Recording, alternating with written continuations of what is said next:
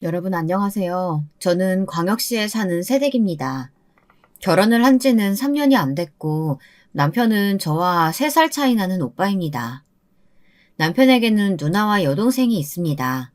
형님과는 사이가 좋지도 나쁘지도 않습니다. 시댁이다 보니 제가 조심을 하는 것도 있고 형님도 당신의 시댁에서는 며느리인 입장이시니 저를 괴롭힌다거나 하는 시누이질은 없습니다. 시부모님도 좋으신 분들이셔서 딱히 불만은 없지만 유일하게 저를 별로 좋아하지 않는 사람이 있다면 제 둘째 시누이인 아가씨죠.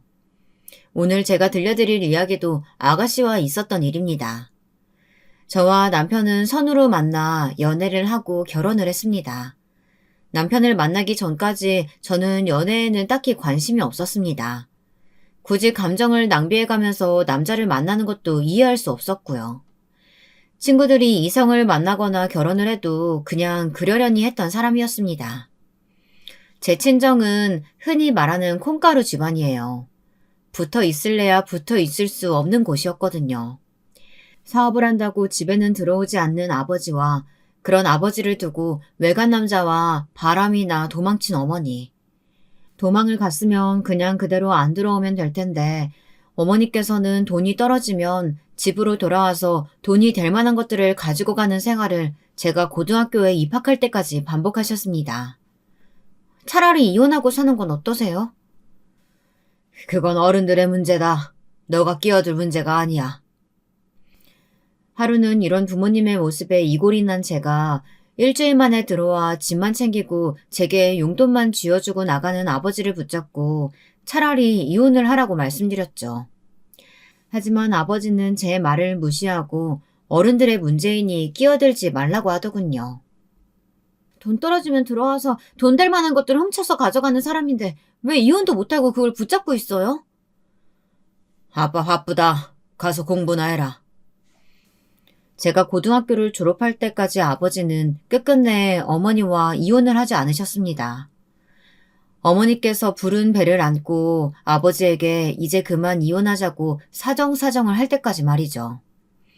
어릴 때부터 성인이 되는 시점까지 가족이 실시간으로 무너지는 모습을 목격했던 목격자이자 피해자였던 저였기 때문에 저는 사랑해서 연애를 하고 결혼을 한다는 걸 이해할 수 없는 사람이 되었습니다. 오히려 사람을 불신하고 저 사람이 언제 나를 배신할지 모른다는 두려움을 가진 어두컴컴한 사람이었죠. 대학생 때도 다가오는 사람들을 불신하고 밀어내기 바빴습니다. 그러다 멀어진 친구들도 많았고요. 제 인생 통틀어 인간관계가 최악으로 치닫던 순간이라서 그런지 저는 인간관계를 붙잡고 늘어지는 시간이 아깝다고 생각을 했고 모든 에너지와 시간을 대학 공부로 돌렸습니다. 공부를 하는 시간도 에너지도 늘었으니 자연스럽게 학점은 쑥쑥 오르더군요.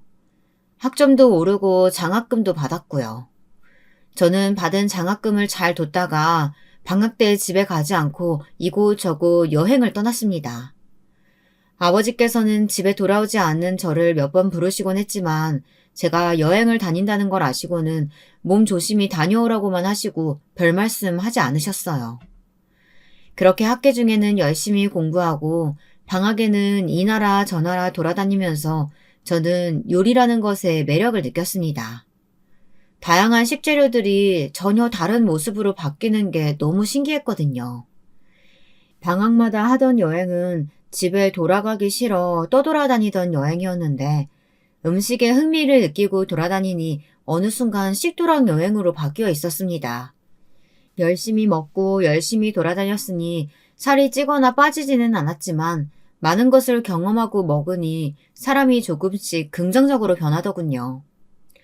학기가 시작되고 한국에 들어올 때마다 여행에서 먹었던 음식들이 먹고 싶어서 직접 집에서 주말마다 이것저것 만들어 먹기도 했고 어떨 때는 아버지와 함께 제가 만들었던 음식을 먹기도 했습니다. 날이 갈수록 요리 실력이 좋아지는구나. 칭찬 감사합니다. 워낙 무뚝뚝한 부녀 사이라서 많은 이야기가 오고 가진 않았지만 아버지의 칭찬이 내심 기쁘기도 했습니다. 그렇게 시간이 흘러 대학교를 졸업할 때쯤 저는 전공보다는 요리를 하고 먹는 것에 많은 시간을 들이고 있었죠. 학기 내내 열심히 공부했으니 성적은 좋았습니다. 여기저기 돌아다니고 경험한 덕분에 영어도 잘하게 됐고요. 대단한 스펙은 없었지만 저는 다행히 졸업 전에 중견기업에 취직을 하게 되었습니다. 저도 처음에는 안정적인 직장에 들어가 요리는 취미로만 할 생각이었기 때문에 취직을 하는 게 당연하다고 생각했죠. 하지만 점점 시간이 지날수록 매일매일 쏟아지는 힘든 업무와 프로젝트, 회식, 저는 지쳐갔습니다. 평일에 일을 끝내지 못해 주말에도 출근하는 일이 점점 늘어났고 풀리지 못한 피곤과 무력함을 가지고 출퇴근을 반복하는 좀비 같은 저만 남아있었죠. 그 생활을 2년쯤 하고 나니 다시 여행이 가고 싶더군요. 정확히는 여행에 가서 맛있는 음식을 먹고 제 스스로를 위로해주고 싶었습니다. 하지만 당장 모든 걸 때려치고 떠나려니 남들과는 다른 길을 가는 것 같아 두렵더군요. 하루는 떠나고 싶고 하루는 남들과 달라진다는 것에 두려움을 느끼며 매일을 살아가고 있던 어느 날 아버지께서 제게 이런 말씀을 해주셨습니다. 사람에게는 언젠가 삶을 180도 바꿀 수 있을 때가 와. 너는 지금이 그때인 것 같다. 나는 내가 그런 때가 왔을 때 변하지 못했지만 너라면 할 수 있을 거다. 남들과 조금 다른 길 걷는다고 너를 헐뜯고 비난하는 사람들의 말은 들을 필요가 없어. 저는 아버지의 말에 곧바로 회사에 사직서를 냈습니다. 인수인계를 해야 했기 때문에 조금 힘들긴 했지만 그래도 저는 원하는 여행을 떠날 수 있다는 생각에 최선을 다했습니다. 회사에서의 마지막 날, 친하게 지내던 선배가 저를 불렀습니다. 회사 나가면 뭐하고 살게? 듣기로는 은주 씨 집이 잘 산다고 들었는데 뭐 사업이라도 하게? 아니요, 그냥 여행이나 다니려고요. 여행? 부모님이 허락해 주셨어? 은주 씨 은근히 그렇게 안 봤는데 낭만파였네? 세상에 여행을 간다고 회사를 그만둔다고? 저는 선배의 이런 말에도 아랑곳하지 않았습니다. 아버지의 말이 떠올랐거든요. 남들과 조금 다른 길을 걷는다고 저를 헐뜯고 비난하는 사람들의 말은 들을 필요가 없다. 어쩌면 제 인생에서 가장 필요한 말이 아니었을까 하는 생각을 하며 제게 현실을 살라고 충고하는 선배를 지나쳐 회사를 나왔습니다. 매일 집, 회사를 반복하던 삶이라 돈 쓸 시간도 없던 제 통장은 그동안 일한 만큼 돈이 쌓여 있었습니다. 저는 그 돈으로 열심히 여행을 떠났습니다. 맛있는 것들 먹고 한적한 곳에서 잠이 드는 삶. 지쳐있던 제 삶을 충전해주기에는 충분한 시간들이었죠. 그러던 어느 날 제 인생에서 중요한 두 분을 만나게 됩니다. 우연히 제가 들어갔던 식당은 한인 노부부가 하는 식당이었어요. 허름한 건물이지만 깔끔하고 정갈한 내부와 맛있는 음식. 친조부모님들은 일찍 돌아가셔서 친할머니의 음식 솜씨는 몰랐지만 살아계셨다면 이런 따뜻한 맛이 아니었을까 하는 그런 생각이 들던 곳이었습니다. 그래서 그런지 마음이 더 가서 그곳에 머무는 며칠 동안 그 식당에만 갔더니 두 분께서 제게 말을 걸어주시더군요. 맛은 어때요? 괜찮아요? 요 며칠 계속 우리 식당만 오는 것 같아서 물어봐요. 맛은 뭐하러 물어? 당연히 맛있으니까 우리 식당에 계속 오는 거지. 안 그래요? 네, 정말 맛있어요. 할머니 요리 솜씨가 정말 대단하신 것 같아요. 아유, 젊은 사람한테 그런 말 들으니까 너무 좋네요. 사실 이제 슬슬 이 가게 그만두고 딸이랑 손주 있는 곳으로 돌아갈까 생각 중이었거든요. 딸이요? 따님은 어디 계시는데요? 우리 딸은 한국에 있어요. 딸이 이만 들어와서 한국에서 같이 살자고 하는데 우리가 거절을 한 거거든요. 우리가 살던 한국이랑 지금의 한국이 많이 달라져 있을 테니 나도 우리 영감도 무서워서 한국에 갈 수가 있나. 에이, 사람 사는 건 모두 똑같아요. 물론 저도 이 여행 끝나면 다시 한국 들어가는 게 두렵지만요. 아이고, 젊은 사람이 무슨 그런 말을 해. 사실 저 잘 다니던 직장 그만두고 여행 다니고 있는 거거든요. 분명 돈도 나름 잘 벌고 일도 열심히 했었는데 어느 순간 무기력해지더라고요. 제가 좀 그래요. 남들은 다 멀쩡하게 비슷비슷한 길 걷는데 저는 직장도 그만두고 있는 돈 쓰면서 여행이나 다니고 좀 이상하죠. 이상할 게 뭐가 있어요. 이렇게 휙휙 바뀌는 사회에서 지치지 않는 게 더 이상하구만.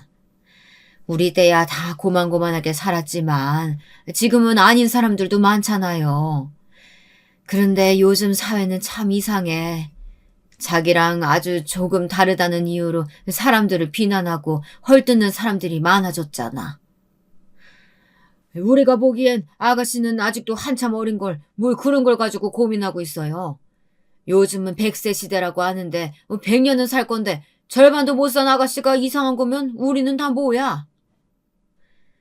이러시면서 농담이 가득 섞인 따뜻한 위로에 저는 어느 순간 마음이 울컥하더군요. 애써 눈물을 참으며 할아버지와 할머니와 한가득 수다를 떨고는 이왕 이렇게 된 거 우리 집에 초대하고 싶다는 할머니의 말씀에 벌컥 할머니와 할아버지의 집에 들어가 묵었습니다. 그 집에 묵으면서 다시 예전으로 돌아간 것처럼 요리를 직접 해 두 분께 대접도 해드리고 두 분을 도와 가게 일도 하면서 행복한 일주일을 보냈죠. 그곳에서 보낸 일주일의 삶에서 제 꿈을 발견한 저는 한국으로 돌아와 요리 자격증을 하나하나 따기 시작했습니다. 언젠가 두 분처럼 소박한 음식점을 열고 싶었거든요. 한국에 돌아와 제일 먼저 저는 아버지에게 제 포부를 이야기했습니다. 아버지, 저 결심했어요. 제 식당을 열어보고 싶어요. 식당? 네, 제 식당이요. 제 이름으로 된 제 식당을 열어서 그분들처럼 행복하게 운영해보고 싶어요. 물론 이런저런 제약이 있고 실현되려면 오래 걸리겠지만 그래도 해보고 싶어요. 아버지는 제가 하는 이야기를 열심히 귀담아 들어주시곤 말씀하셨습니다. 봐라, 아빠가 뭐라 그랬니? 삶을 180도 뒤집어 놓을 일이 생길 거라고 하지 않았어. 지금이 그땐가 보다. 응원하마. 저는 아버지의 응원에 열심히 해보이겠다고 하며 자격증 공부를 쉬지 않고 시작했습니다. 다행히 모아놓은 돈이 좀 있었기 때문에 공부를 시작하는 건 어렵지 않았어요. 무거운 주방용품과 뜨거운 불에 데이고 칼에 베이면서도 저는 지치지 않고 열심히 공부했습니다. 노력하고 땀 흘려가며 실습도 하고 공부도 하면서 자격증을 하나하나 따갈 때마다 성취감은 이루 말할 수 없을 정도로 뿌듯했습니다. 정말 웃기게도 회사 일을 하던 때보다 몸은 더 힘들었지만 정신은 힘들지 않았어요. 매일 몸과 마음이 피폐해지던 회사 생활보다 요리를 하는 지금이 제가 살아있음을 느낄 수 있었거든요. 자격증을 따고 나서 저는 지치지 않고 호텔 식당으로 들어가 허드렛 일부터 시작했습니다. 설거지와 각종 야채 다듬고 청소, 선배들의 꾸지람을 들었지만 저는 꿋꿋이 견뎌냈습니다. 그렇게 시간이 흘러 펜을 잡고 칼을 잡을 수 있을 만큼 요리사로서의 숙련도를 늘리다가 여행에서 만났던 노부부 두 분이 한국에 들어온다는 소식을 들었습니다. 저는 휴가를 내고 두 분을 보러 갔죠. 두 분은 여전히 사이가 좋아 보이셨습니다. 두 분의 따님도 두 분만큼이나 좋으신 분이셨습니다. 제게도 편하게 이모라고 부르라고 하시더군요. 자기 아들이 저보다 어리다고 하시면서 말이죠. 저는 세 분께 제가 해드린 요리를 대접하고 싶다고 말씀드리며 저희 집으로 모시고 가서 요리를 대접해드렸습니다. 정말 맛있구나. 세상에 한국에 오자마자 이렇게 멋진 대접을 받을지 꿈에도 몰랐다. 손맛이 정말 좋은걸? 우리 지혁이도 먹여주고 싶을 정도야. 저를 보시며 인자한 미소를 지으시며 손주도 먹여보고 싶다고 이야기하시는 할머니의 말에 할아버지도 맞장구를 치셨습니다. 우리 할망구 솜씨 따라잡기는 아직 한참 남았지만 그래도 아주 맛있구나. 게다가 호텔 식당에서 일한다고? 그때는 직장도 그만두고 여행 왔다고 자기 비판을 그렇게 하더니 으이구. 칭찬 감사합니다, 할머니, 할아버지. 다음에 제가 식당 차리면 꼭 오셔서 맛있는 밥 드세요. 아셨죠? 그때는 손주분도 데리고 함께요. 할머니, 할아버지는 평생 공짜니까요. 제 말에 할머니와 할아버지는 공짜밥 먹으려면 얼마 남지 않았으니 얼른 식당을 차리라며 저에게 장난을 치셨어요. 저 역시 제 가게를 열기 위해 노력했습니다. 어느 날 호텔 식당에서 바로 윗선배와 부딪히는 일이 생기게 됐습니다. 아무래도 같이 일하는 사람끼리 얼굴을 붉히고 싸웠기 때문에 그곳에서 계속 일하는 게 힘들 것 같았습니다.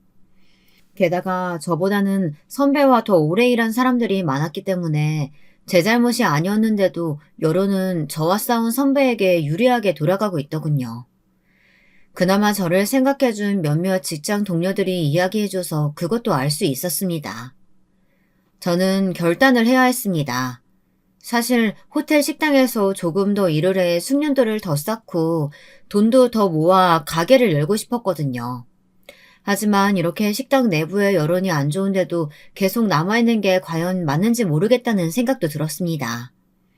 결국 저는 열심히 일했던 호텔 식당을 나와야 했습니다. 그렇게 쫓겨나듯 호텔 식당을 나와서 집에 틀어박혀 살았습니다. 얼마나 억울하던지 눈물도 안 나오더군요. 그냥 집에 틀어박혀 누워만 지냈습니다. 그런 저를 보며 아버지께서는 여행이라도 다녀오는 게 어떠냐고 권하셨고, 저는 여행 대신 여행에서 만나 저를 따뜻하게 대해주셨던 할머니와 할아버지께 연락을 드렸습니다. 두 분은 한국에 왔지만 도시 생활은 마음에 안 든다고 시골로 내려가셨거든요. 시골로 가시면서 제게 언제든지 와도 된다고 하셨거든요. 기분도 우울한 게 시골 가서 힐링도 하고 할머니, 할아버지께 제 음식도 만들어드리고 싶어 연락을 드렸습니다. 할머니, 저 은주예요. 응, 그래. 우리 은주야? 잘 지냈어? 다정하게 제 안부를 물어보시는 할머니의 목소리에 저는 울컥 눈물이 나왔습니다. 아무 말 하지 못하고 숨을 고르며 눈물만 닦고 있는데 할머니께서도 제가 우는 걸 아셨는지 잠시 조용히 있으시다가 더 다정한 목소리로 제게 말씀하셨습니다. 도시 생활 많이 힘들지? 우리 때도 힘들었는데 너희 때는 얼마나 더 힘들겠니? 은주, 너 바쁜 건 알지만 이 할미 보러 한번 여기로 와라. 여기는 한가해. 바람도 선선하고 맛있는 것들도 많아. 앞만 보고 달리면 오래 못 달려. 주변의 풍경도 보고 맛있는 것도 먹으면서 달려야 오래오래 달릴 수 있는 거지. 알겠니? 저는 할머니의 다정한 말에 알겠다고 말씀드리고 그 다음날 바로 짐을 싸서 시골로 내려갔습니다. 아버지께서는 시골로 간다는 제 말에 할머니, 할아버지께서 불편해 보이시면 바로 내려와야 한다고 말씀하시면서 홍삼과 간식거리를 사서 제게 건네주시며 말씀하셨습니다. 두 분이 불편해하시면 바로 올라와야 돼. 알았지? 물론 두 분께 잘하겠지만 두 분 생활도 있으니까 말이야. 알겠지? 알겠어요. 제가 애도 아니고 내년이면 30살인데 그런 것도 모를까 봐요. 저는 아버지의 걱정을 장난스럽게 넘기며 아버지가 챙겨주신 홍삼과 간식거리, 제가 할머니, 할아버지 드리려고 가져온 비타민과 건강보조제들을 차에 챙겨 운전을 해서 할머니, 할아버지가 계시는 시골로 갔습니다. 넓게 펼쳐진 밭과 희미하게 풍기는 소똥 냄새에 제가 정말 도시와는 다른 곳에 있다는 걸 보여주는 것 같았죠. 할머니께서 알려주신 주소로 가니 문이 활짝 열려 있었습니다. 저번 통화에서 제가 도착 시간을 알려드렸기 때문에 미리 열어놓으신 것 같았습니다. 마당 한 곳에 주차를 하고 차에서 내려 할머니를 찾으며 집안 곳곳을 돌아다녔습니다. 할머니, 저 왔어요. 할머니, 나 오늘 급하게 오느라고 밥도 못 먹고 와서 엄청 배고파요. 보통 때라면 버선발로 마중 나와 계실 할머니가 아무리 불러도 안 나오시길래 저는 다시 한번 큰 목소리로 할머니를 불렀습니다. 할머니! 하지만 그 어디에서도 할머니의 목소리는 들리지 않았습니다. 저는 왠지 모르게 불안한 마음에 방문을 벌컥벌컥 열면서 할머니를 찾았고 작은 방에서 쓰러져 있는 할머니를 발견할 수 있었습니다. 축 늘어진 할머니를 업어 제 차에 태우고 시내의 큰 병원으로 모셔가 하는데 얼마나 손발이 덜덜 떨리던지 어떻게 운전을 했는지도 모르게 운전을 했고 도착한 병원에 넘어지다시피 뛰어들어가 아무나 붙잡고 말했습니다. 할머니가 쓰러졌어요. 제 말에 의료진들이 황급히 나와 정신을 잃으신 할머니를 모시고 갔습니다. 이런저런 검사를 하시고 저는 할아버지께 연락을 드렸습니다. 할아버지는 얼른 가겠다고 하셨고 저는 할머니의 검사가 끝나길 기다렸습니다. 시간이 조금 흐르고 할아버지께서 병원으로 오셨어요. 할아버지에 이어 이모, 손주분들까지 모두 오셨습니다. 곧이어 의사가 보호자들 들어오라고 하시더라고요. 저는 두 분께 얼른 들어가 보시라고 재촉했습니다. 이모는 제 손을 잡더니 같이 듣자고 해주셨어요. 저는 함께 할머니의 병명을 들을 수 있었습니다. 뇌졸중입니다. 쓰러지시자마자 발견하신 것 같아요. 바로 병원에 오신 것도 잘하셨고요. 심각한 상태는 아니지만 연세가 있으시니까 병원에 입원해서 상태를 지켜보는 게 좋을 것 같습니다. 그럼 바로 입원해 주세요. 정말 다행입니다. 시골에 사시는 노인분들은 쓰러지시더라도 발견하는데 오랜 시간이 걸려서 골든타임을 놓치기 십상이거든요. 그래서 사망하시는 분들도 여러 분 봤는데 이번에는 아주 다행히 빨리 발견했어요. 의사 선생님의 말씀에 이모는 제 손을 꼭 쥐며 눈물을 흘리셨습니다. 저는 그런 이모를 다독여드렸고 의사 선생님은 빨리 발견해서 너무 다행이라고 다시 한번 말씀해 주시고는 간호사 선생님께 저희에게 입원 절차를 설명해 주라는 말을 해주시곤 나가셨습니다. 고맙다, 은주야. 은주 너가 우리 할멈 살린 거야. 우리의 생명의 은인이다. 정말 고맙다. 아니에요. 제가 무슨... 아니야, 은주야. 너는 정말 내 생명의 은인이야. 내가 정말 너한테 어떻게 감사 표현을 해야 될지 모르겠다. 정말 고맙다, 은주야. 정말 고마워요, 은주씨. 정말 감사합니다. 할아버지는 제 손에 양손을 꼭 붙잡고 그렇게 말씀하셨습니다. 이모도 저에게 엉엉 울며 감사 인사를 하셨고 손주분이신 지혁씨도 꾸벅꾸벅 인사를 하며 정말 고맙다고 우셨습니다. 늦은 밤 제게 소식을 들은 아버지도 먼 길이지만 병문 안으로 오셔 할머니, 할아버지를 뵙고 이모도 뵙고 가셨습니다. 다행히 그 다음날 할머니는 건강하게 깨어나셨어요. 혹시나 기억력에 문제가 생길 수도 있다는 의사 선생님의 말과는 다르게 다행히 할머니는 아주 건강하셨습니다. 다만 쓰러지기 전에 기억을 하시지 못해서 제 마음이 조금 아팠습니다. 엥? 왜 내가 병원에 있다니? 은주 너 온다고 해서 내가 시간 맞춰 대문 열어놓은 것까진 기억이 나는데. 곧이어 의사 선생님이 오셔서 깨어난 할머니의 이곳저곳을 살펴보셨습니다. 다행히 크게 문제가 되는 곳은 없었고 출혈량도 크지 않아 수술은 하지 않아도 된다는 이야기도 하셨습니다. 할머니, 이번에는 정말 다행이에요. 소녀분이 할머니 살렸으니까 퇴원하시면 소녀분께 맛있는 거 많이 만들어서 먹이세요. 농담까지 던지는 의사 선생님을 보면서 저와 할아버지, 이모 지혁 씨는 안도의 한숨을 쉴 수 있었습니다. 할머니는 그때부터 좋다고 의사 선생님께 제 자랑을 하시더군요. 아유, 그럼요. 우리 예쁜 소녀한테 맛있는 거 먹으려고 별거 다 준비했으니까 얼른 퇴원시켜줘요. 안 그러면 냉장고에서 썩어. 의사 선생님의 장난을 할머니 역시 장난스럽게 넘기셨고 다행히 할머니는 얼마 지나지 않아 퇴원을 하실 수 있었습니다. 아이고, 우리 은주 먹이려고 산 음식 다 썩었겠어.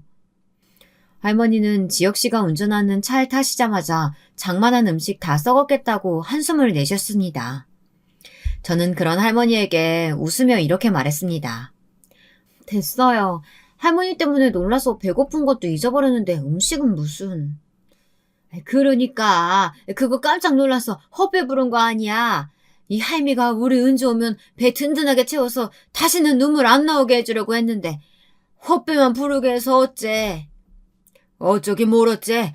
얼른 가서 다시 장봐오면 되는걸. 지혁아, 여기 가까운 곳에 시장 있으니까 들렀다 가자. 우리 은주한테 할아버지도 뭔가 뭐든 먹여주고 싶어서 그래. 그래, 지혁아. 여기서 좌회전하면 바로 시장이다. 얼른 가자.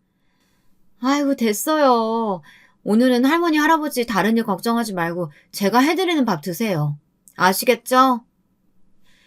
집에 도착해서는 일하지 말라고 말리는 할머니와 할아버지께 가만히 계시라고 말하며 부산스럽게 움직였습니다. 마침 이모도 집에 오셔서 다 같이 저녁을 먹기로 했죠. 아이고, 귀한 우리 은주 손에 물 묻혀서 어떡해? 뭐가 귀해요. 남들한테도 밥 해주는 손인데 할머니, 할아버지께 밥 해드릴 수 있는 게 제 기쁨인데요. 그래도 그게 아니지. 놀러 온 사람이 밥 한다는 게 말이 되는 거야? 지혁 씨는 계속 저를 말리는 할머니를 안방으로 모시고 가셨고, 저는 그 틈에 이모와 함께 얼른 밥을 차려 다 같이 안방에 모여 식사를 했습니다. 비록 피는 섞이지 않았지만 이렇게 밥을 함께 먹으니 꼭 가족 같다는 생각도 들었죠. 행복한 요리, 행복한 식당, 제가 목표로 하는 식당의 이미지가 떠올랐습니다. 그날 이후로 저는 다시 열심히 요리를 하며 식당을 준비했습니다. 좋은 건물을 찾아 계약하고 인테리어와 레시피도 연구하면서 첫 가게를 열었을 때는 마냥 좋은 일만 가득할 것 같았습니다. 하지만 현실은 그렇지 않더군요. 손님이 없을 때는 한 명도 없기도 했고 엎친 데 덮친 격으로 코로나까지 터지면서 제 첫 식당은 말 그대로 망해버렸습니다. 하지만 저는 거기에서 굴하지 않고 다시 일어나기 위해 노력했습니다. 인테리어도 싹 다시 하고 간판도 새로 달았습니다. 코로나에 밀리지 않게 배달업체와 어플을 알아보기도 했죠. 그렇게 아등바등 두 번째 가게를 꾸려나갔는데 우연히 유명 인플루언서가 저희 가게를 방문하게 되었습니다. 그 인플루언서를 통해 저희 가게가 맛집이라고 입소문이 났고 저는 그 기회를 놓치지 않고 휴일을 없애고 더 열심히 일했죠. 점점 가게가 유명해지자 타 지역에서도 저희 가게를 찾아주시는 손님들이 생겼어요. 제 가게는 더 큰 곳으로 이전을 하게 되었습니다. 때마침 코로나도 점점 잠잠해질 때라 가게를 옮기고 나서는 대박이 났죠. 정말 기사회생이 아닐 수 없었죠. 거기에 더해서 유명 프로그램에서 저희 가게와 음식도 드리면서 정말 초대박이 났습니다. 그때쯤 아버지께선 선을 보는 게 어떨지 물어보시더군요. 처음에는 선이란 말에 됐다고 거절했습니다. 제 인생에 결혼이란 건 없다고 생각했거든요. 하지만 아버지는 제게 부탁이니 한 번만이라도 선을 보라고 하시더군요. 결국 아버지께서는 본인이 마지막 소원이라며 정말 좋은 사람 있으니 한번 나가보라고 하셨고 마지못해 나가게 된 그곳에서 남편을 만나게 되었죠. 남편은 훈훈한 외모에 키도 크고 말투도 자상한 사람이었습니다. 워낙 무뚝뚝하신 아버지와 살아서 그런지 표현도 다양하고 말투도 상냥한 그 사람이 좋더군요. 저희는 조금씩 서로를 알아가며 애정을 싹틔우다 결혼을 하게 되었습니다. 상견례나 결혼식은 크게 문제가 생기진 않았습니다. 예단, 예물은 하지 않았습니다. 예물 예단보다는 신혼집을 사는 게 좋을 것 같다는 양가 부모님의 의견도 있으셨고 저랑 남편도 액세서리를 하지 않는 사람들이었기 때문에 결혼 반주로 충분하다고 생각했거든요. 심지어 저는 요리를 할 때에는 결혼 반주도 빼고 하니까 반주도 비싼 거는 하지 않고 그냥 예쁘게 세공되어 있는 금반지로 맞췄습니다. 결혼하고 나서는 아침에 일찍 일하러 나가는 남편이 배고프지 않았으면 하는 마음으로 아침을 차려줬습니다. 눈이 일찍 떠질 때는 밥을 줄 때도 있었고 아닐 때는 간단하게 시리얼을 줄 때도 있었죠. 아무래도 제가 점심부터 저녁까지는 쭉 장사를 해야 하니까 아침이라도 차려주고 싶은 마음이 컸거든요. 남편은 제가 차려주는 아침을 아주 잘 먹었습니다. 요리사 아내를 뒀더니 자기가 호강한다고 고맙다는 말도 여러 번 들었고요. 저녁은 같이 못 먹지만 아침을 그렇게 챙겨 먹으니 좋더군요. 남편도 와이프가 아침에 일찍 일어나 아침밥도 챙겨준다고 어찌나 시댁에 자랑을 하던지. 시어머니께서 아침에 남편 챙겨주느라 고생이 많다고 전화도 따로 주셨죠.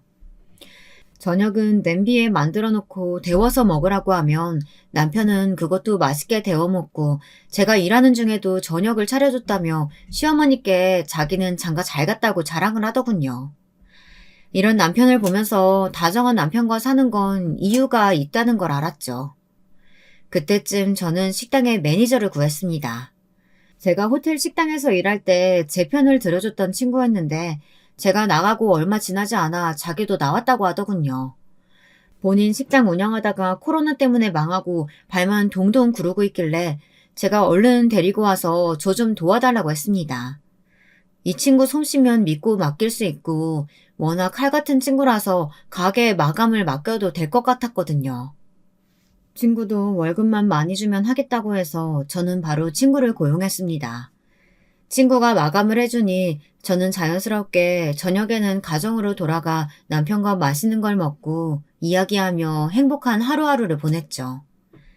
그러던 어느 날, 그날도 남편과 맛있는 저녁을 먹고 설거지하는 남편을 기다리며 TV를 보고 있는데 친구에게서 전화가 왔습니다. 응, 왜? 무슨 일 있어? 가게에 사장님 신우이라는 분이 왔는데 계산을 안 하겠다고 하셔서요. 이거 사장님도 알고 계시는 부분인가요? 친구의 존댓말도 당황스러웠지만 친구의 존댓말보다 당황스러운 신우이 무전취식 소식에 머리에 저절로 물음표가 생겨났습니다. 제가 아무 말도 못하자 친구는 신우이의 인상착의를 자세하게 알려줬고 곧이어 둘째 신우이라는 것을 알 수 있었습니다. 우리 아가씨인 것 같은데 그거 내일 내가 가서 결제할게. 근데 왜 높임말을 해? 친구는 제 말에 따로 대답 없이 알겠다고만 하고 전화를 끊었습니다. 저는 친구가 다시 전화를 줄 때까지 기다렸습니다. 잠시 후 다시 걸려온 친구 전화는 평소와 똑같았습니다. 나는 너 체면 챙겨준 거지. 명색이 유명한 가게 사장님인데 시댁 식구들 앞에서 내가 반말하면 시댁에서 널 뭐라고 생각하겠어. 이게 다 내가 생각이 있어서 그렇게 한 거니까 그렇게 생각하라고. 아, 배려 고마워. 그건 그거고, 이건 아니지. 너희 둘째 시누이 왜 이렇게 싸가지가 없냐? 나 참, 이번에는 그냥 처음이라서 넘어갔지만 두 번은 안 되는 거 알지? 아무리 사장님이랑 알고 있다고 해도 가게 운영하려면 돈이 얼만데 그걸 그렇게 무전취식을 해. 그것도 제일 비싼 메뉴를 시켜놓고. 나도 알지. 걱정 마. 일단 아가씨가 먹은 메뉴 금액은 내가 채워놓을게. 남편한테도 말할 테니까 다음에는 없을 거야. 친구는 제 말에 알겠다고 하며 전화를 끊었습니다. 설거지를 다 하고 온 남편이 제 옆에 앉으면서 물었습니다. 지아씨? 왜? 가게에 무슨 일 있어? 아가씨가 우리 가게에 왔었나 봐. 근데 아가씨가 식사하고 자기가 사장님 신우인데 무슨 돈을 받느냐고 사장님한테 바로 전화해보라는 식으로 얘기를 해나 보더라고. 지아가 확인차 전화한 거고. 아, 미안해 여보. 내가 따끔하게 이야기할게. 자기 새언니 가게에서 무전 취식을 하다니 내가 다 부끄럽다. 얼마 나왔는지 알려주면 그것도 내가 낼게. 정말 미안해. 아니야, 그럴 필요 없어. 이번에는 내가 그냥 아가씨 맛있는 거 사준 거니까 그러지 말고 대신 다음에는 그러면 안 된다고 전달 좀 부탁해. 알았지? 세상에 이렇게 다정한 사람이라니.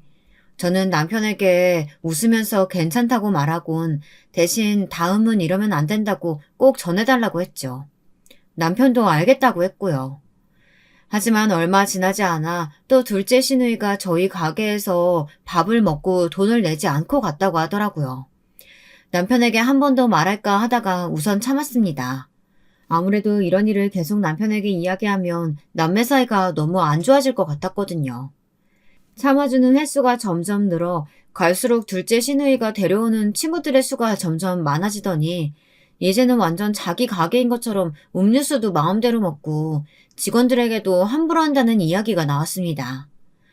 이렇게까지 상황이 커지자 저는 친구에게 혹시나 또 아가씨가 오면 제게 바로 전화로 알려달라고 했습니다. 그 말을 한 지 일주일도 안 되어서 친구에게 아가씨가 왔다는 전화가 왔습니다. 저와 남편은 가게로 갔어요. 처음에는 저 혼자 가려고 했는데 그래도 본인 동생이니 자기가 혼내겠다는 남편의 말에 그렇게 하라고 했죠. 역시나 오늘도 친구 5명은 끌고 와 가장 큰 테이블을 차지하고 앉아 시끄럽게 떠들며 음식들을 먹고 있었습니다. 그러다 둘째 시누이가 저희를 발견하고는 깔깔거리며 오더니 저에게 말하더군요. 세훈이, 여기 매니저 좀 바꿔요. 맨날 저 째려보면서 어찌나 눈치를 주는지. 아니, 사장님 가족한테 저래도 되는 거예요? 이러면서 오히려 큰 소리를 내더군요. 가게 안을 보니 손님들도 좀 있어서 둘째 시누이를 데리고 가게 뒤편으로 갔습니다. 남편은 뒤따라오던 시누이에게 매섭게 말했습니다. 너 오빠가 그러지 말라고 했지? 세원이가 하는 식당에서 사람들 데리고 들어와 돈도 안 내고 무전취식하는 게 말이 되는 거야? 뭐래, 그럴 수도 있지. 내가 사장 가족인데 친구 좀 데리고 와서 밥 좀 먹을 수 있는 거 아니야? 처음 한 번은 너가 어리니까 몰라서 그런 거라고 오빠도 이해하고 넘어가려고 했어. 오빠가 뭐라 그랬어? 세연이가 이번 한 번만 용서해준다고 했으니까 다음에는 그러지 말라고 했잖아. 근데 그 다음에도 또 그랬다며? 착한 너희 세연이가 그래도 가족이라고 몇 번 봐줬다는데. 뭐? 매니저를 바꿔? 네가 뭔데 세연이한테 매니저를 바꾸라는 둥 난리야. 내가 뭐. 언니가 말해봐요. 내가 언니 가게에서 밥 먹는 게 아까워요? 시누이한테 밥 한 끼 대접할 수 있는 거 아니에요? 그까지 요리 좀 한다고 지금 우리 오빠 뒤에 숨어가지고 저한테 이렇게 대해도 되는 거예요? 아니요. 전 남편 뒤에 숨은 적 없고요. 제 요리들이 그까지 요리도 아니에요. 제가 열심히 키운 가게 열심히 개발한 레시피예요. 이제부터 아가씨는 저희 가게 출입 금지예요. 오늘 먹은 음식들도 모두 계산해 주셔야 되고요. 가족이라고 해서 무전취식은 이제 안 되니까 그렇게 아세요. 아시겠어요? 시누이는 제 말에 씩씩거리며 온갖 짜증을 부렸지만 남편은 제 앞을 막아서며 말했습니다. 뭐 하나 자기 손으로 해본 적 없으니 다른 사람의 노력을 그렇게 폄하할 수 있지. 너 같은 동생을 둔 내가 너무 부끄럽다. 세원이 앞에서 오빠 부끄럽게 그만하고 오늘 너가 먹은 건 꼭 결제하고 가. 안 그러면 오빠가 너 무전취식으로 신고할 거야. 알겠어? 저와 남편은 그렇게 뒤뜰을 나왔고 뒤에서 둘째 시누이가 고래고래 악을 질렀지만 모른 척 했습니다. 가게로 다시 들어가서 둘째 시누이 일행에게 다른 손님들이 피해를 보니 조용히 해달라고 말했고 둘째 시누이 일행도 화가 잔뜩 난 남편 얼굴을 보고 알겠다고 하더군요. 저는 친구에게 가서 뒤뜰에서 있었던 일을 짧게 이야기하고 아가씨가 결제하고 가는 것까지 지켜보고 나서야 가게를 나왔습니다. 미안해. 제가 저렇게 행동할 줄은. 막내라고 우리 부모님이 너무 오냐오냐해서 키웠더니 미안해. 다시는 이런 일 없도록 내가 한 번 더 말할게. 남편은 제게 계속 사과를 했고 저는 괜찮다고 남편을 다독였습니다. 이건 남편 잘못도 아니었으니까요. 그 후에 남편은 시어머니께 연락을 드렸는지 시어머니도 걔가 그럴 줄은 몰랐다며 미안하다고 연락을 하셨습니다. 우리가 애를 잘못 키웠나 봐. 막내라고 너무 오냐오냐 받아주기만 했나 봐. 미안하다. 그동안 막내가 가서 공짜로 먹은 음식값은 내가 내마. 얼마나 나왔니? 아니에요, 어머님. 그러실 필요 없어요. 저는 끝까지 내주시겠다는 시어머니를 말리며 괜찮다고 했습니다. 시어머니가 부끄러워서 얼굴을 들 수 없다며 한숨을 내셨지만 저는 시어머니께 어머니의 잘못이 아느니 그러실 필요 없다고 이야기했습니다. 그 뒤로 둘째 시누이는 가게에 오지 않았습니다. 물론 시댁에 가서 만나면 제 인사도 안 받고 쌩하니 무시를 했지만 차라리 그게 문제를 일으키는 것보다는 낫다는 생각도 했고요. 아이러니하게도 가게가 유명해지면서 오히려 제가 가게에 정이 떨어지더군요. 진상부터 해서 무전취식을 하려는 사람들, 가게에서 파는 와인을 먹고 취해 행패를 부리는 사람들도 많아졌습니다. 가게가 유명해질수록 그런 진상들도 많아져만 갔죠.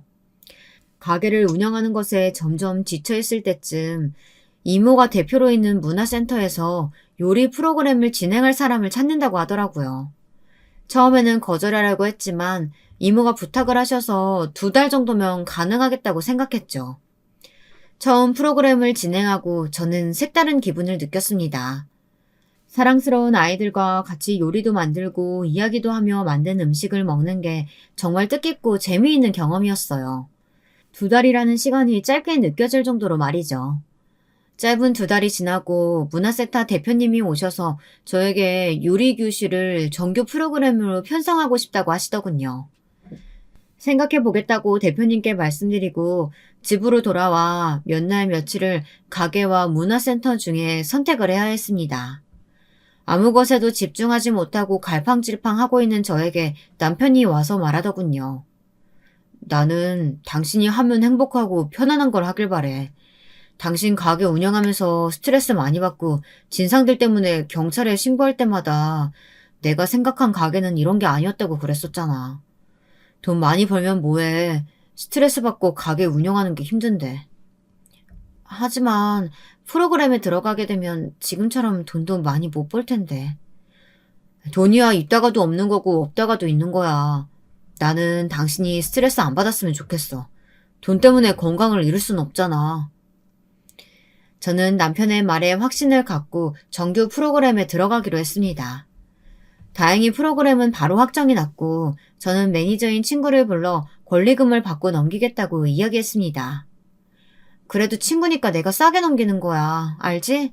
너가 하기 싫으면 말하고. 그래도 나는 너가 했으면 좋을 것 같은데. 진짜? 나한테 이 가게를 넘긴다고? 에이, 공짜로 넘기는 건 아니야. 알지? 그래도 권리금 싸게 받을 테니까 너가 욕심나면 가져가. 프로그램을 준비하는 기간 내내 가게는 매니저인 친구가 떠맡다시피 해서 운영을 해줬습니다. 제가 운영할 때보다 이 친구가 운영할 때 더 반응이 좋기도 했고 문화센터에서 학생들을 가르치는 것도 저한테 잘 맞아 그런지 가게를 친구에게 넘겨주고 싶더군요. 정말로? 나한테 넘길 거야? 정말? 나 너라면 믿고 이 가게 넘길 수 있을 것 같아. 내가 문화센터에서 프로그램 진행한다고 가게 제대로 못 나왔잖아. 가게 운영하는 것보다 아이들이랑 프로그램 진행하는 게 더 재밌어. 제 말에 친구는 기뻐하며 알겠다고 했고 저는 친구에게 권리금을 받고 가게를 넘겼습니다. 그러는 사이 제 배에는 아기도 생겨 저는 프로그램도 다른 분에게 넘기고 태교에 집중하기로 했습니다. 아직은 초기니까 양가 부모님께는 알리지 말자.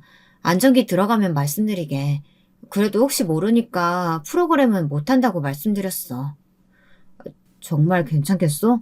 아기도 중요하지만 당신 아이들이랑 요리교실하는 거 정말 행복해 보였는데. 어떻게 가게 넘기자마자. 됐어. 가게도 힘들었고 아이들이랑 하는 요리 프로그램도 재밌었지만 그 아이들 보면서 나도 아기가 가지고 싶더라고. 나중에 또 기회가 되면 할 수 있으니까 너무 걱정하지 말고. 그러는 당신이야말로 괜찮겠어? 나 이제 돈 못 버는데.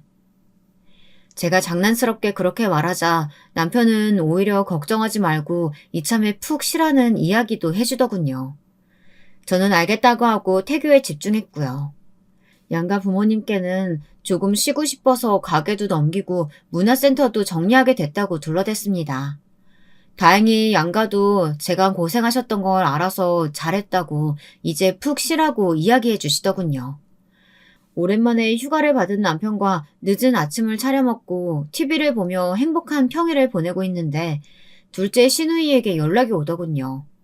가게 뒤뜰에서 싸운 이후에 맨날 무시를 하다가 온 전화라서 무슨 일인가 싶어 얼른 전화를 받았습니다. 네, 아가씨. 새언니, 이제 집에서 논다면서요? 잘됐다. 저 오늘 같이 일하는 부서분들이랑 저희 집에서 집들이 하기로 했는데 와서 음식 좀 해줘요. 재료는 대충 다 사놨고요. 집 비밀번호는 문자로 보낼게요. 이러고는 제 대답도 듣지 않고 뚝 끊어버리는 게 아니겠어요. 남편은 당장이라도 가서 둘째 시누이 발목을 똑하고 부러뜨려 놓겠다고 길길이 날뛰었지만 저는 그런 남편을 다독이며 말했습니다. 됐어. 좋은 게 좋은 거라고 이번 한 번만 참지 뭐. 요리해주는 거 어려운 거 아니니까. 우리 같이 가서 맛있는 요리 만들고 아가씨 깜짝 놀래켜주자. 남편은 제 말에 쉬는 날까지 힘들게 한다며 시누이 흉을 봤지만 저는 그런 남편을 차에 태워 얼마 전 둘째 시누이가 독립한 아파트로 향했습니다. 듣기로는 시어머니께서 가지고 계셨던 10년도 더 된 아파트라고 하던데 외관도 깔끔하고 거리도 깨끗해서 좋더군요. 아파트에 차를 주차하고 둘째 시누이가 문자로 보내준 비밀번호를 누르고 집으로 들어갔습니다. 이제 막 이사가 끝나서 깨끗한 거실을 둘러보고 바로 주방으로 들어갔습니다. 남편도 저를 도와주겠다며 따라 들어왔고요. 냉장고를 열어서 확인을 하는데 고기부터 해서 재료들이 좀 있더군요. 고기는 스테이크용이 아니기도 했고 스테이크는 오래 걸리는 음식이라 양념을 해서 구워 먹는 게 좋겠다는 결론을 내리고 간단하게 고기와 함께 먹기 좋은 찌개와 고기를 재워둘 양념, 샐러드를 만들었습니다. 양념을 만들어 고기의 반은 양념으로 재워두고 나머지는 그냥 구워 먹을 수 있도록 준비를 했습니다. 구운 고기를 찍어 먹을 소스도 만들고 된장찌개도 큰 냄비 가득 끓였고요.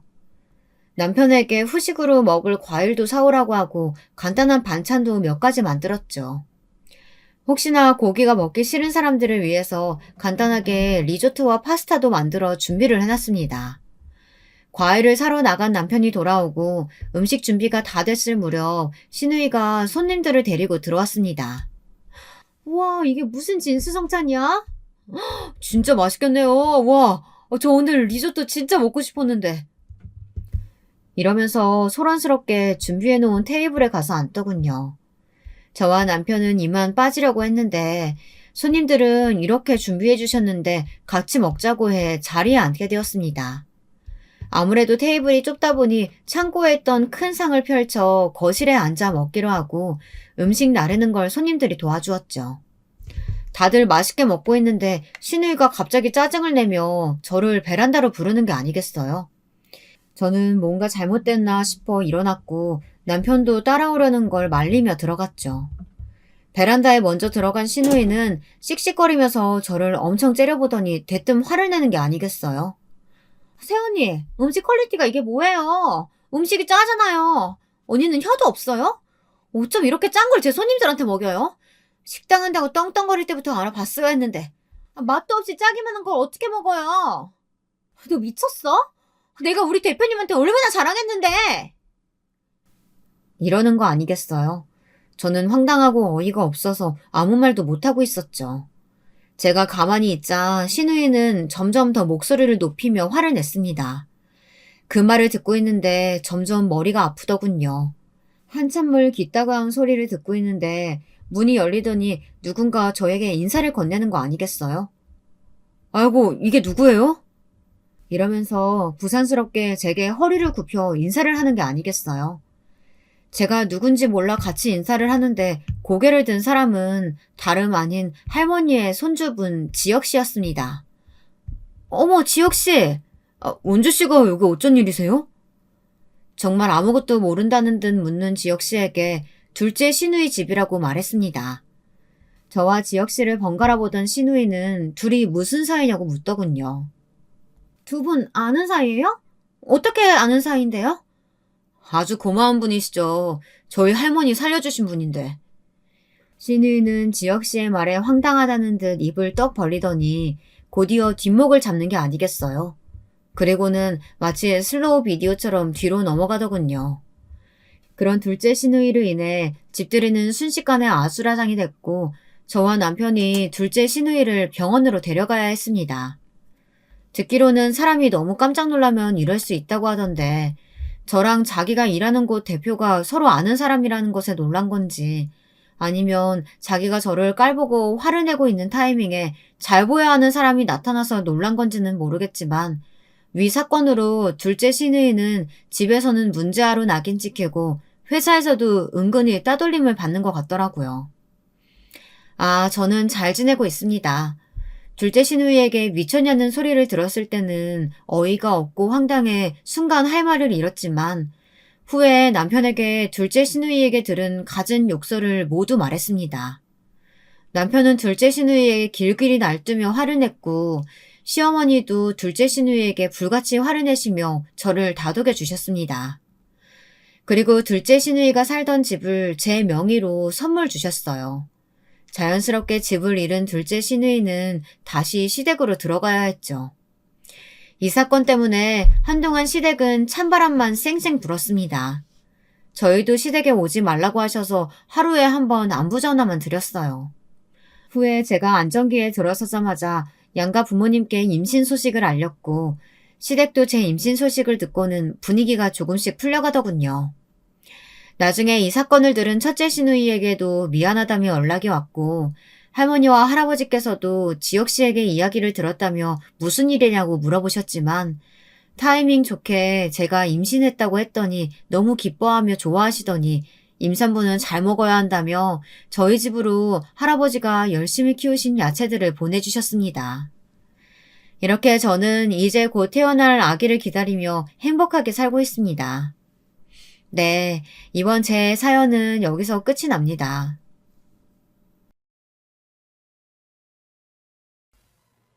어디서부터 시작해야 할지 모르겠네요. 저는 결혼 생활한 지 이제 막 5년 차인 30대 가정주부입니다. 친구 소개로 듣게 된 사연인데 항상 너무 재미있게 듣고 있답니다. 다만 저한테도 이런 걸 쓸 날이 올지 몰랐는데요. 여기 저처럼 시댁살이 경험하신 분들이 꽤나 많으신 것 같던데 사실 저희 시댁 쪽도 만만치 않은 사람들이었거든요. 그래서인지 창작 욕구가 막 불타오르더라고요. 앞으로의 이야기 여러분들의 딸이라 생각하시며 들어주시면 감사하겠습니다.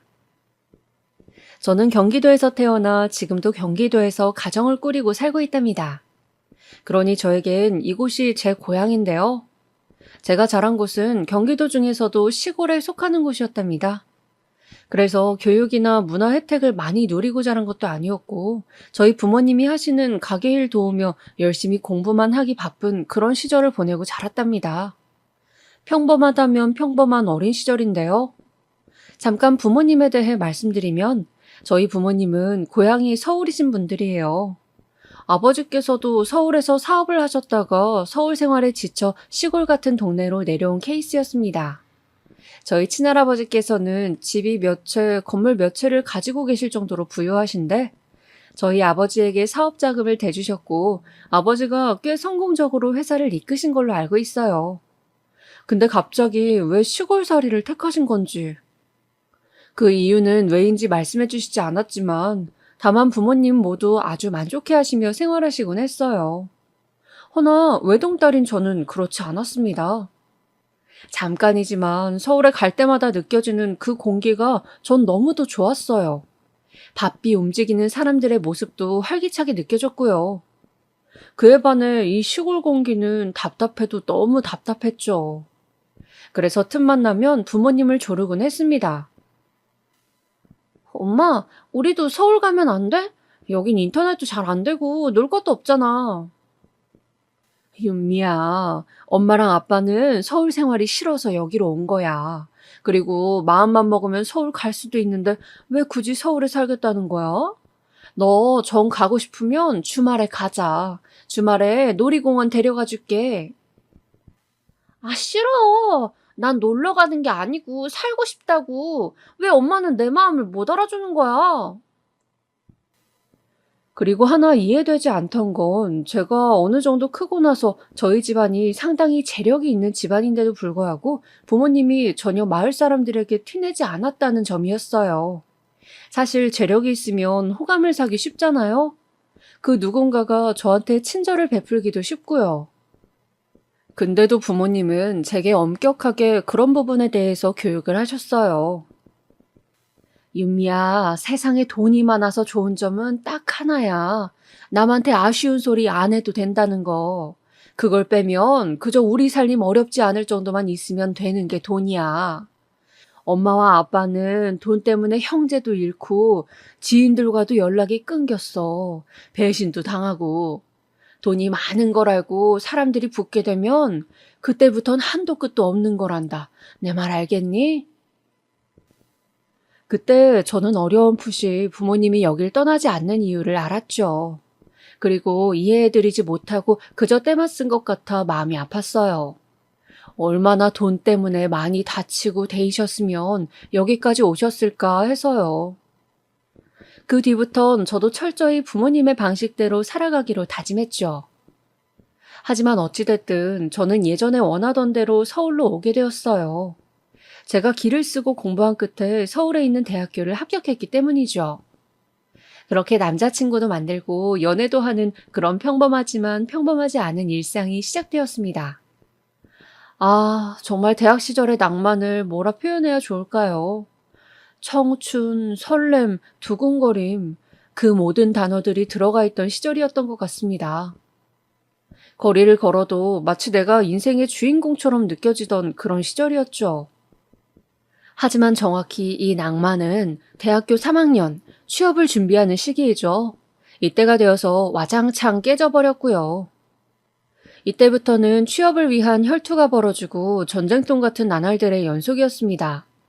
거기다 설렁설렁 공부하느라 학점이 엉망이었던 제가 좋은 기업을 들어가기에는 사막의 바늘구멍 찾기처럼 까마득했습니다. 하지만 벌써 꿈을 포기하는 건 재미없는 일이죠. 저는 이대로는 안 되겠다 싶어 뭐라도 하자는 마음으로 스터디를 모집했어요. 같이 공부할 수 있는 친구들을 모집하는 거였죠. 저와 비슷한 처지의 아이들도 오겠지만 꽤 수준 높은 기업을 노리고 대학교 내내 공부해왔던 친구들도 올 것이기에 배울 게 많을 거라 생각했습니다. 그리고 그때 제가 만든 스터디 모임에 들어와 준 사람이 바로 남편이었어요. 남편은 꽤나 범생이 스타일에 속했는데요. 이야기 들어보니 연애도 한 번 해본 적이 없고 주구장창 장학금 받으려고 공부만 한 사람이더라고요. 이 도심엔 어울리지 않는 그야말로 순도 100%의 남자 같았죠. 하지만 그런 범생이 같은 남편, 저희 스터디엔 꽤나 쓸모가 많은 인재였습니다. 저는 남편이 들어오자마자 VIP 대우를 해주며 잘해주었고 절대 저희 스터디를 떠나지 못하도록 만들었죠. VIP 대우해봤자 별건 없었어요. 밥 몇 번 사주고 커피 쿠폰 보내주고 그런 식으로 잘해준 것이었죠. 그럼 남편은 고마워. 이런 거 받아도 될지 모르겠는데 하며 머리를 긁적였지만 못내 저와 밥을 먹어주곤 했습니다. 확실히 남편이 스터디에 들어온 이후엔 소문이 퍼져 성적 좋은 친구들이 많이 가입해 저희 스터디가 유명해졌고 특히 저 같은 친구들에겐 도움이 많이 되었어요. 사실 제가 좋은 곳에 취업하려고 만들었던 모임인데 다른 친구들에게도 도움이 되니 그렇게 뿌듯할 수가 없었죠. 근데 예상치 못한 곳에서 문제가 생기더라고요. 바로 남편이었는데요. 어느 날 저를 학교 복도로 불러내더니 이런 말을 하는 겁니다. 저기 있잖아. 혹시 나 좋아해? 어? 혹시 나 좋아하면 나도 너 좋아한다고. 그 말 해주고 싶어서. 그래서 불렀어. 시간 뺏었다면 미안해. 나 먼저 갈게. 어이없지만 그 말만 남기고 남편은 호다닥 도망을 가버렸고 남은 저는 멀뚱히 벽만 쳐다보고 있었어요. 아니 이게 무슨 일이지? 내가 뭔 말을 들은 거야? 내가 지를 좋아한다고? 순간 어이없었는데 남편의 고백은 왠지 모르게 계속 생각이 나더군요.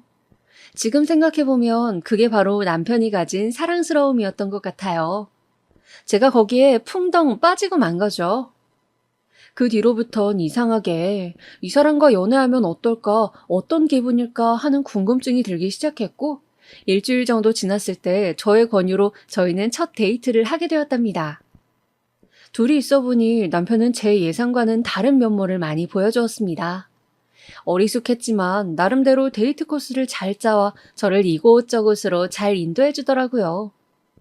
그리고 자기 미래에 대한 계획이나 가치관 같은 것들도 뚜렷한 편이었습니다. 그런 부분이 지금껏 생각 없이 만났던 남자들과는 확연히 다른 부분이었죠. 또 남편은 절약하는 성향이 있었는데 그런 성향도 저랑 잘 맞았어요. 비슷한 맛이나 가격이면 1+1 제품을 선호한다거나 하는 것들이 왠지 저희 아버지를 닮아 더 좋게 느껴지더라고요. 그렇게 한번 만나나 보지 하는 심정으로 했던 데이트는 한 달 후까지 이어졌고 그 다음부턴 남편의 수줍은 고백으로 공식적인 연인이 되었죠. 공부 잘하는 남편 덕에 저는 꽤나 많은 도움을 받았습니다. 왜 그런 말 있잖아요. 좋은 사람과 만나면 나도 좋게 변해간다는 말. 정말 저와 남편을 두고 했던 말 같습니다. 덕분에 저는 좋은 기업에 합격했고 사회의 구성원이 되어 사회인으로서의 기능을 해나가기 시작했죠. 그리고 워낙에 성적이 우수했던 남편은 저보다 더 좋은 곳에 합격했어요. 그런데 둘 다 좋은 기업에 합격해 연봉도 나쁘지 않게 받고 돈벌이를 하다 보니 슬슬 결혼에 대한 생각이 찾아오더라고요. 이르지만 이대로라면 먹고 사는데 지장이 없을 것 같았거든요. 무모한 생각, 그리고 하늘을 찌르는 자신감. 이게 바로 20대의 생각이죠. 저는 제 앞날에 닥칠 폭풍은 예상치 못하고 바로 남편의 부모님부터 뵈러 갔습니다. 그런데 가기 전 남편이 이런 말을 하더라고요. 저기 있잖아, 윤미야. 우리 집에 건물이 하나 있어. 그래서 조금 잘 사는 편인데, 숨기려고 한 게 아니고 그냥 말할 필요가 없을 것 같았어. 아, 그래? 알겠어. 난 또 뭐라고 그렇게 긴장하나 했네. 그나저나 자기네 부모님은 뭐 좋아하셔? 한우 세트를 사갈까? 아니면 영양제? 뭐 이런 걸 사가야 하나? 처음이라 모르겠네. 우리 엄마는 당신이 사다 주는 거면 뭐든 좋아할 거야. 그냥 아무거나 사가자. 그래도 제대로 된 거 사가고 싶은데. 한참을 고민하던 끝에 어머니가 좋아하신다는 타트체리즙과 건강식품 하나를 사들고 갔습니다. 그런데 그때까지 제가 간과하던 사실이 있었는데 바로 남편에게 시누이가 2명이나 있다는 것이었어요. 시아버지, 시어머니, 시누이 둘, 거기에 저와 남편, 6명이 딱 앉으니 어색한 공기가 감돌더라고요. 이런 분위기는 잘 못 참는 성격인지라 제가 먼저 활달하게 나서 이야기를 시작했어요. 말씀 많이 들었어요, 어머님. 실물이 훨씬 고우세요. 나이보다 어려 보이시는데요? 솔직히 조금 오바멘트인 거 저도 압니다. 그때는 그거라도 던져야 이 어색한 분위기가 깨질 것 같아 한 말이었어요. 근데 들려오는 다음 시어머니의 말, 차디 차가웠습니다. 얘, 너 아직 우리 집 식구 된 거 아니다? 그러니 오바하지 말아라. 네? 아직 허락 떨어진 거 아니니 괜히 들뜨지 말라는 게야. 아, 네. 순간 기분이 땅에 떨어졌습니다. 남편도 못지않게 당황했죠. 아니, 그럼 이 자리가 허락을 받으러 온 자리였단 말인가요? 사실상 결혼은 확정 지어놓고 갑자기 허락이 안 떨어졌다 하시니 당황스럽기 그저 없었습니다. 일단 내가 지켜보긴 할 건데 마음에 안 들면 이 결혼은 언제고 무효고 취소야. 엄마 왜 그러세요? 저한테 그런 말씀 없으셨잖아요. 이 자리에서 그렇게 말씀하시면 저도 너무 당황스러워요. 기현이 너한텐 일부러 말을 안 한 게야. 말했다간 괜히 니들이 가식 떨고 그럴까 봐. 가식이요? 제가요?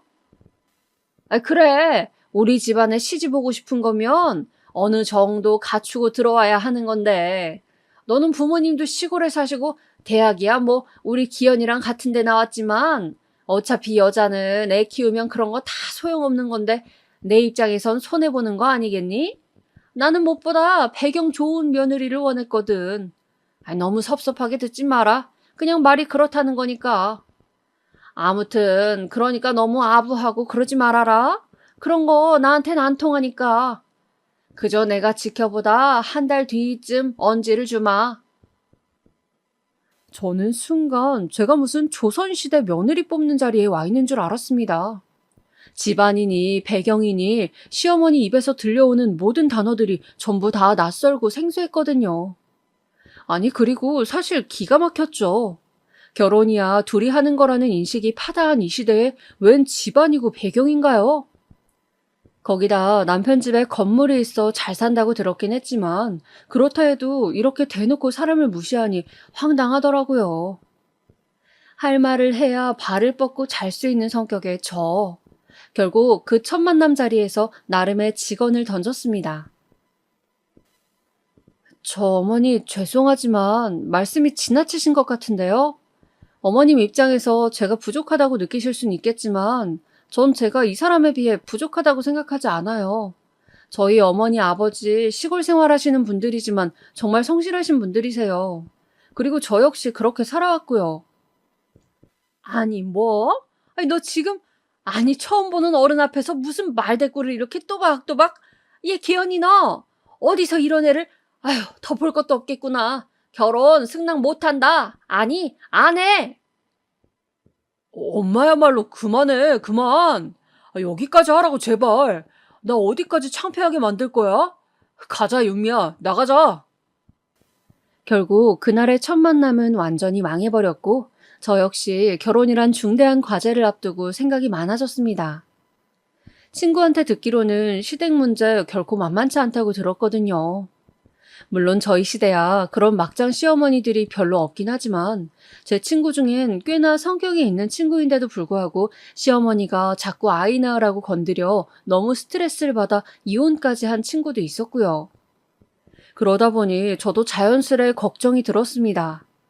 거기다 그날 보니 큰 신우도 꽤 만만한 존재는 아닌 것 같더라고요.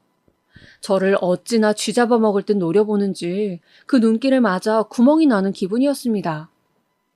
결혼을 망설이는 절 보더니 남편은 여기에 하나의 대안을 제시했어요. 그럼 이렇게 하자. 우리 집 가는 일은 당분간 하지 말자.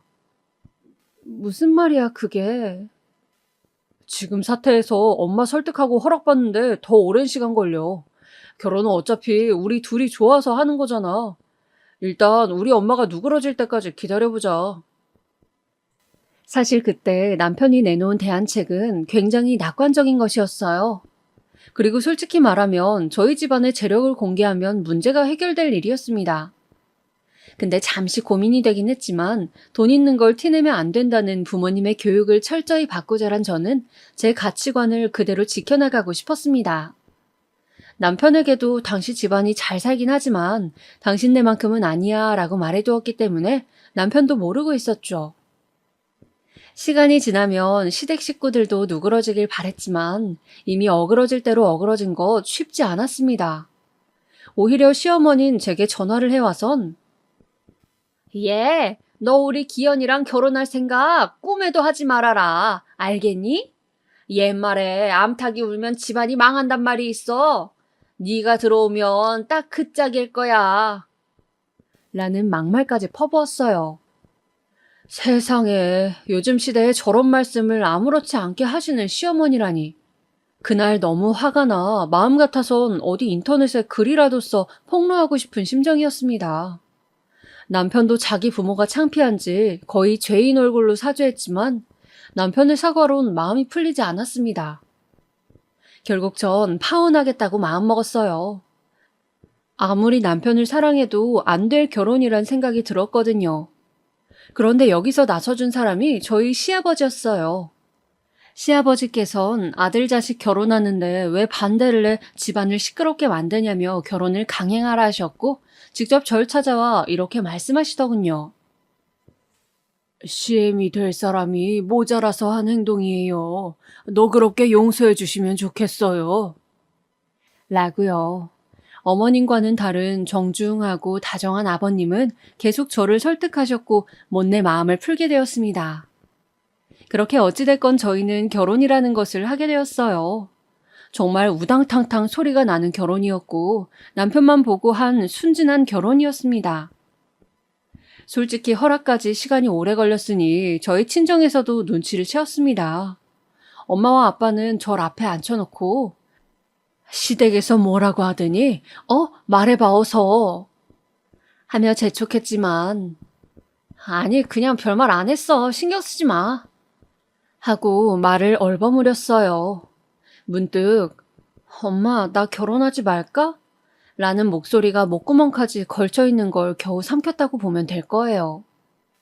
근데 이 시어머니 결혼하고 나니 억지로 허락해줬던 것이 원통하시기라도 했는지 그때부턴 시어머니가 나서지 않고 큰 신우가 대신 저를 구박하기 시작하더라고요. 마치 지령이라도 받은 것처럼요.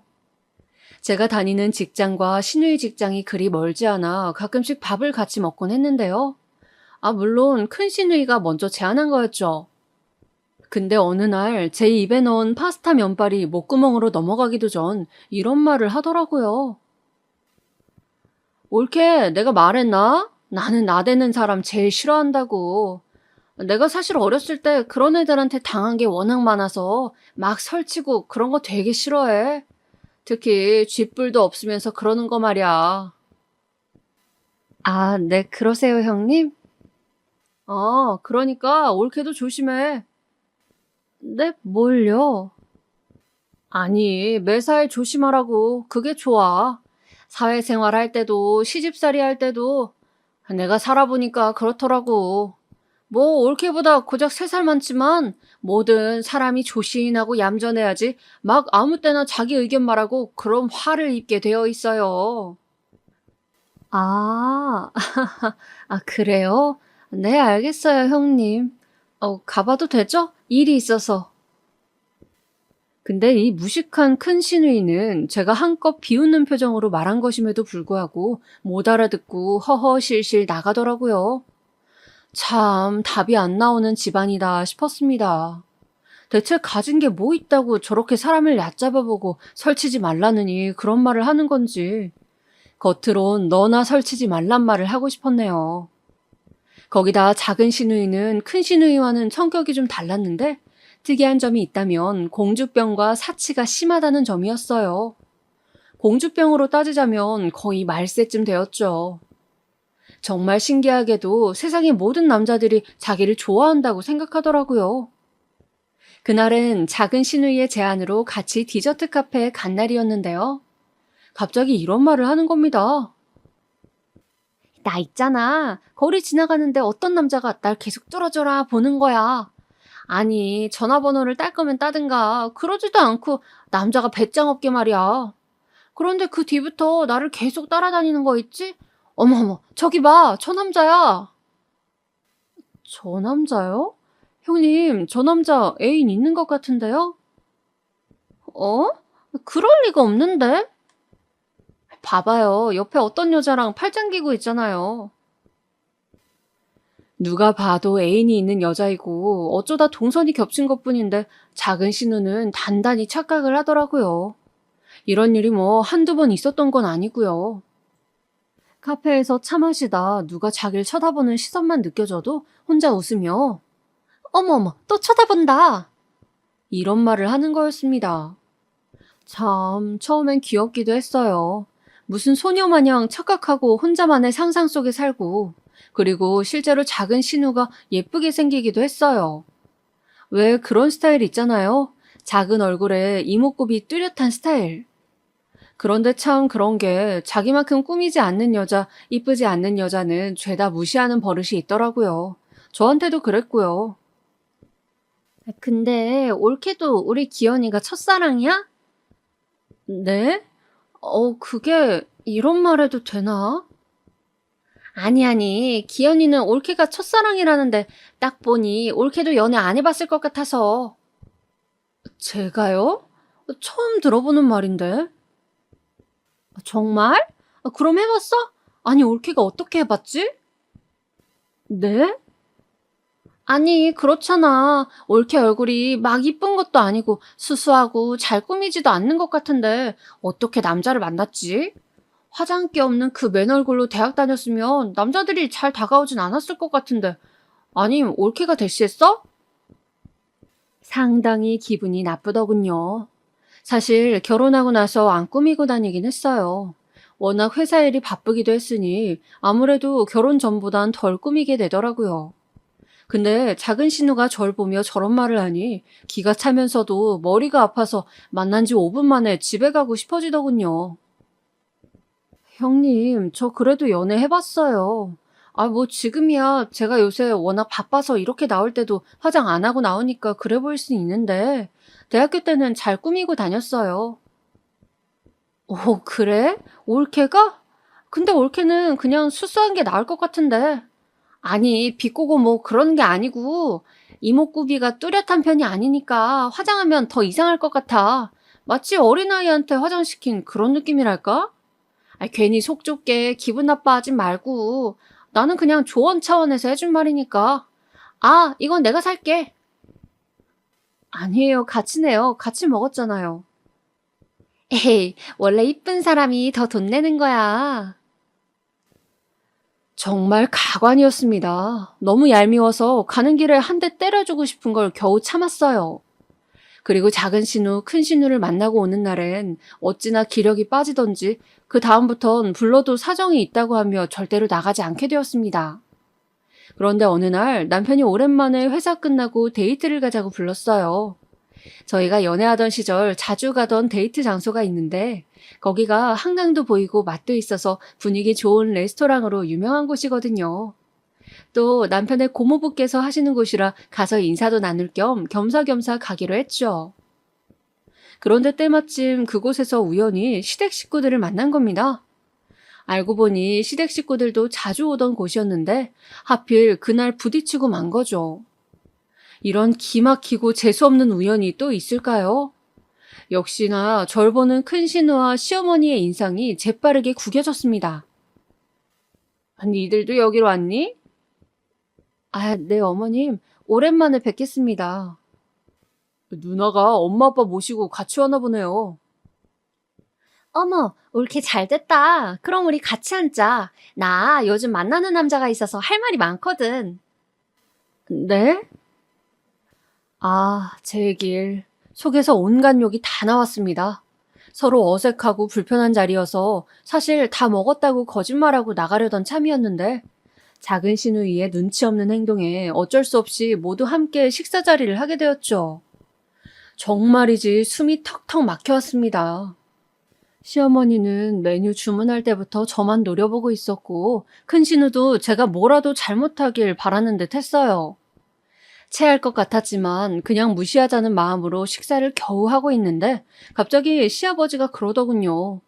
사실 제 입장에선 반가운 소리였어요. 이번 명절 때 너무 일찍 오지 말고 낮쯤에 와서 밥이나 한 끼 먹고 가라. 기현이한테 들으니까 너네 회사에서 다들 바쁘다고 그러더구나.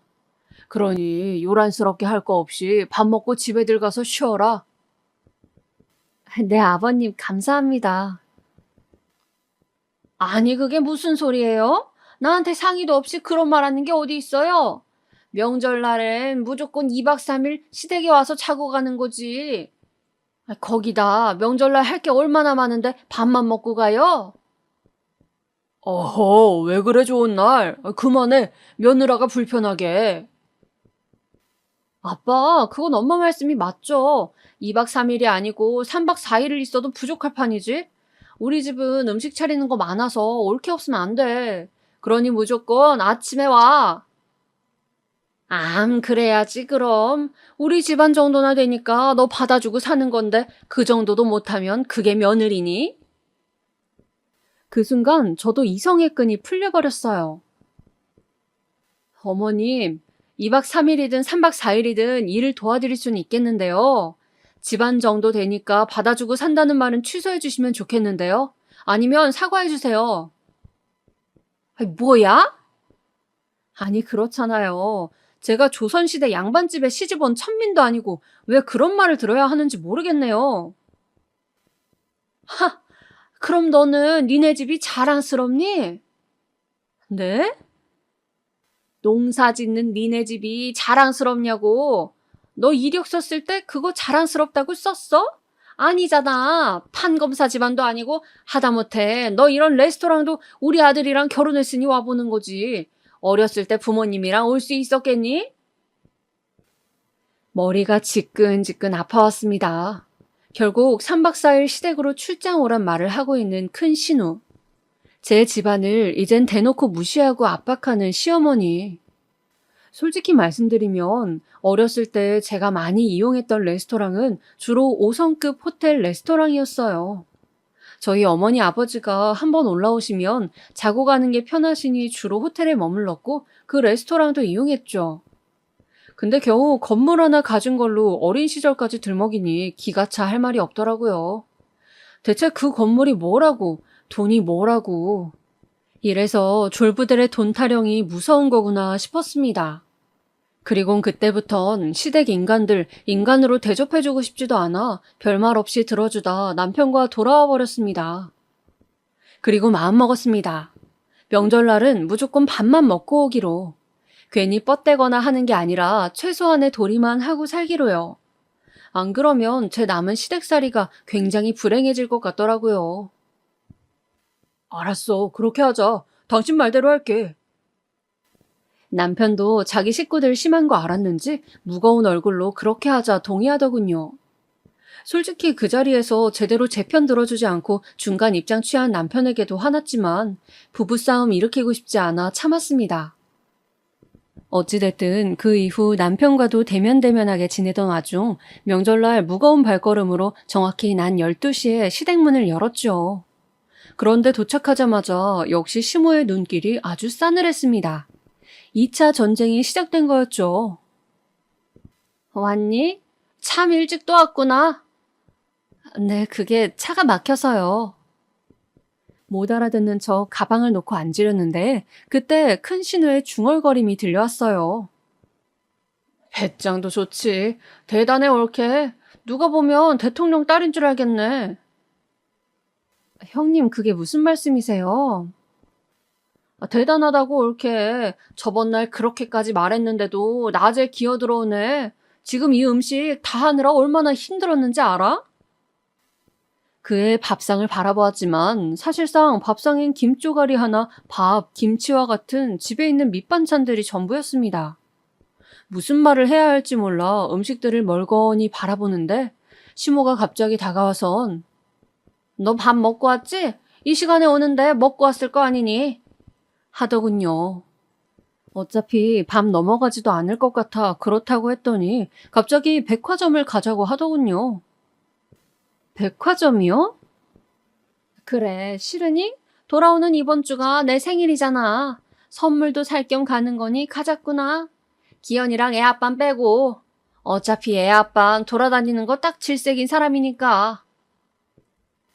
일단 처음 노려보던 얼굴과는 달리 부드러운 기색으로 말하니 순순히 따라 나섰습니다.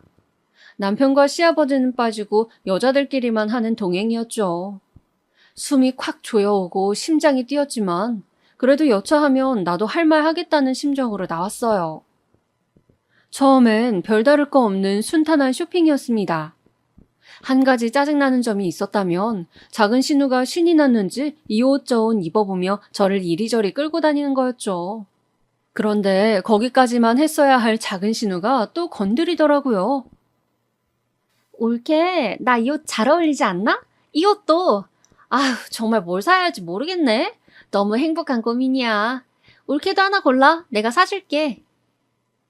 아니에요. 괜찮아요. 아이고, 이런 빈티 나는 옷 입고 이런 데 돌아다니면 내가 창피해. 그러니 골라. 네? 제가 창피하다고요? 말이 심했나?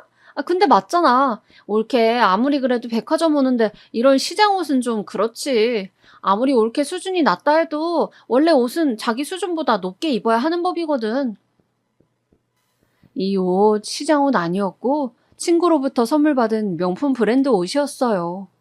근데 그렇게 백화점 다니는 거 좋아한다더니 명품 로고도 못 알아보는 건지 그런 말을 씨부리고 앉아있더군요. 우스워서 한마디 덧붙이려다 말았습니다. 어차피 말해봤자 말이 안 통하는데 무슨 말을 하겠어요? 근데 시모가 갑자기 자기 생일 선물을 고르자며 명품관으로 가자고 하더라고요. 그러면서 주변을 도는데 갑자기 작은 시누이와 비슷한 말을 하더군요. 아니, 너는 이런 옷들 한 번도 안 입어봤겠구나. 네? 이런 고급스럽고 수준 있는 옷들 말이다. 내가 한 벌 사주마. 입어라. 아니에요. 괜찮습니다. 제 돈으로 살 수 있어요. 꼴에 자존심은 있다는 거지? 그때부터 뒷골이 콱 땡겨왔어요. 아니요, 어머님. 그런 게 아니고요. 제 벌이로도 살 수 있단 뜻이에요. 안 사주셔도 돼요. 그럼 내 선물만 고르지 뭐. 내 선물 사줄 여력은 되지. 네 형편 고려해서 한 500만 원짜리 가방이면 되겠지? 저기요, 이리로 와보세요. 500만 원짜리 가방 제가 왜 사줘야 하나요? 저는 그냥 못 사드리겠다고 말하고 더 이상 기분이 나빠 참지 못하고 나오려 했어요. 근데 대뜸 시모가 직원을 부르더라고요. 네, 고객님, 뭐 도와드릴까요? 아이고, 오늘은 따님이랑 오셨네요. 사람 얼굴 구별 못하시네. 얘가 내 딸로 보여요. 죄송해요. 고객님 따님이 아니시네요. 제가 다른 분과 착각했나 봐요. 그럼 혹시 며느리분이세요? 며느리는 무슨 가정부예요, 우리 집. 아, 가정부. 어떤 걸로 드리면 될까요? 이걸로 주세요. 우리 집 가정부가 오늘 돈을 좀 크게 쓰겠다네. 그리고 그 순간 저는 또 한 번 열이 꼭대기까지 오르고야 말았습니다. 이를 악물고 악물다 도저히 참지 못해 겨우 한마디를 내뱉었죠. 어머님, 제가 아직 말씀을 안 드렸죠? 뭘 말이니? 어머니 집 가정부가 재산이 어느 정도인지요. 어머님 가지고 계시다는 그 작은 건물 있잖아요. 그 옆옆에 큰 건물 하나 있죠. 거기부터 세 개가 모두 제 명이에요. 사실상 건물이 아니라 스트릿을 소유하고 있는 거죠. 건물 명의가 진짜 저인지 알아보고 싶으시면 남편 통해 연락하세요. 그리고 나와버렸습니다. 제 재산에 대한 부분은 남편에게도 정확히 말하지 않은 부분이었어요. 사실상 잘 산다는 정도만 알고 있었지 이 정도일 줄은 몰랐을 테니까요. 그래서 그날 남편에게도 처음으로 재산에 대해 말했고 이혼을 요구했습니다. 당신이랑 이혼해야 당신 식구들도 안 보고 살 수 있을 것 같아. 나 그간 참을 만큼 참아왔다고 생각해. 그간 우유부단하게 굴었던 당신한테도 질렸어. 하지만 제가 이렇게 나오자 남편은 싹싹 빌며 이대로 당신과 헤어져선 안 된다. 나는 못한다. 정을 생각해달라 하며 온갖 말들을 퍼붓더라고요. 돈 때문에 저를 붙잡고 싶었던 건지. 그런 남편의 꼴을 보는데 괜히 부하가 치밀어 올랐습니다. 심지어는 시댁 식구들도 마찬가지였습니다.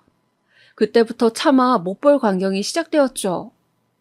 어느 날 작은 신우로부터 연락이 왔더군요. 올케 나야 뭐해? 네 형님 무슨 일이세요? 아예 다른 게 아니고 우리 엄마 생신이잖아 곧. 그래서 올케도 초대하려고. 올 수 있겠어? 시간이 되면 말이야. 아, 어머님 생신이요? 참석해야죠. 갈게요. 아, 그래? 그래 줄래? 너무 고마워. 저는 시댁 식구에게 처음으로 고맙다는 말까지 들어가며 그렇게 어머니 생신에 참석했습니다. 제가 도착하자마자 시댁 식구들은 문 앞까지 나와 저를 환대해 주더군요. 작은 신우는 제 가방을 들어주고 큰 신우는 애써 미소를 짓고 있었지만 입꼬리는 안쓰러울 정도로 파르르 떨리고 있었습니다. 시모는 저를 아가라고 불러주더라고요. 아가 왔니? 너 온다고 해서 내가 거하게 한상 차렸단다. 일단 식사부터 하고 케이크 초 불잡구나. 그럴까요? 시댁 식구들이 저를 위해 차린 한상은 그야말로 30첩 반상이었어요. 제가 좋아하는 음식을 남편을 통해 물었는지 온갖 좋아하는 음식들이 화려하게 차려 놓아져 있는데 정말 기막힐 노릇이었습니다. 숟가락을 들자 시모는 천천히 먹어라. 국은 좀 뜨거우니까. 하며 챙겨주는데 그 부드러운 목소리에 토가 나올 뻔했어요. 그런데 한편으론 기분이 참 좋더라고요. 뭐랄까요. 돈에 미치고 환장한 인간들이 제 정체를 알거나 빌빌거리니 그간 당한 스트레스가 풀리면서 얹은 게 좀 내려가는 느낌이었죠. 그래서 그때부턴 저도 하면 안 될 짓을 하기 시작했습니다. 일단 남편과 시아버지에겐 이런 모습을 보이고 싶지 않았기에 미리 남편에게 말한 대로 두 사람은 잠깐 밖으로 나갔고 시어머니와 시누이만 있는 자리에서 기강이라는 것을 잡아보기 시작했어요. 어머님, 저 물이 먹고 싶은데. 그래. 얘 작은 애야 뭐하니? 물 안 뜨고? 옳게. 내가 떠다 줄게. 이거 우리 시댁에서 준 오미자차인데 내가 이렇게 평소에 차갑게 먹거든. 이게 소화도 잘 되고 몸에도 좋대. 먹어봐. 아, 저는 물 먹고 싶다 말했는데 오미자 신맛 싫어해요. 그랬구나. 알겠어. 그럼 물로 바꿔줄게. 근데 물 맛이 왜 이래요, 어머님? 아니, 뭐가 말이니? 좀 비려서요. 원래 이런가? 물이 비리네요. 그냥 안 먹을래요. 아휴, 이럴 거면 국 먹는 게 낫지. 아이고, 아니다. 밥 먹는데 세상에 물이 없으면 안 되지. 얘 큰애야. 얼른 물 사와라. 요 앞 편의점에서 제일 비싼 걸로. 물도 우리 며느리 수준에 맞아야지. 알겠어. 옳게. 조금만 기다려. 내가 금방 사올게. 저는 물심부름부터 시작해서 그날 온갖 환대를 받았던 것 같아요. 과일 깎는 것 하나까지 절대 저에게 시키지 않았고, 시모가 깎아주는 복숭아를 먹으며 대자로 누워 TV를 감상했습니다. 평소라면 절대 상상도 못할 일이었죠. 그리고 시간이 어느 정도 지나자 저는 세 사람에게 말했습니다. 백화점을 가자고요. 백화점? 왜? 어머님 그때 생신 선물 제가 못 사드렸잖아요. 사드릴게요. 좋아하시는 명품백. 아니다, 아가. 그럴 것까지 뭐 있겠니? 나는 아무거나 들어도 돼. 저기 말이다. 아가, 그날은 내가 말이 심했다. 사과를 했어야 했는데 제대로 못한 것 같아서. 나는 네가 그런 재력이 있는 집안 애인 줄도 모르고 그래서 그랬던 거야. 아, 알았다면 달라졌을까요? 그럼 달랐지. 내가 모르고 무지해서 한 행동이다. 그러니 늙은 씨애미가 그냥 주책 한번 부렸다 생각하고 봐줘. 우리 큰애 작은애가 한 짓들도 다 내가 시켜서 한 거야. 그러니까 어머님이 시키셨던 거군요. 다 모든 것이 내 잘못이다. 그러니 한 번만 용서해다오. 그제서야 저는 원하던 사과를 받았죠. 늘 사과해달라, 취소해달라 말씀드렸건만 한 번도 하지 않았던 사과를 그제야 받았습니다. 어머님, 저는 돈으로 사람 판단하고 차별하는 사람들 아주 싫어해요. 사실 환멸해요. 그리고 돈 많은 사람한테 붙는 사람도 싫고요. 그래서 말씀 안 드렸어요. 알고 나면 이렇게 달라지실까 봐요. 근데 오늘 어떠셨어요? 당하시니? 기분이 아주 불쾌하셨죠? 그러니까 앞으론 함부로 그 누구도 돈으로 판단하고 까내리고 염치 없이 굴지 마세요. 제 말에 새 여자는 아무 말도 하지 못했습니다. 그리고 저는 당당히 시댁을 나와 지금은 일단 평화를 유지하며 살아가고 있답니다. 하지만 만에 하나 남편이든 시댁 식구든 누구 하나 저를 괴롭히려 든다면 그땐 바로 이혼 도장 찍으려고 해요. 더 참아줄 이유도 없고 그러기엔 제 인생이 너무 아까우니까요. 마지막으로 이야기 들어주신 여러분들 모두 감사드리고요. 여러분들께서도 아픈 일, 힘든 일 겪으셨다면 그 상처 너무 담아두지 마시고 항상 행복한 기억들로만 인생을 채워나가시길 바라겠습니다. 우리 사연에 빠지다 애청자들 사랑합니다.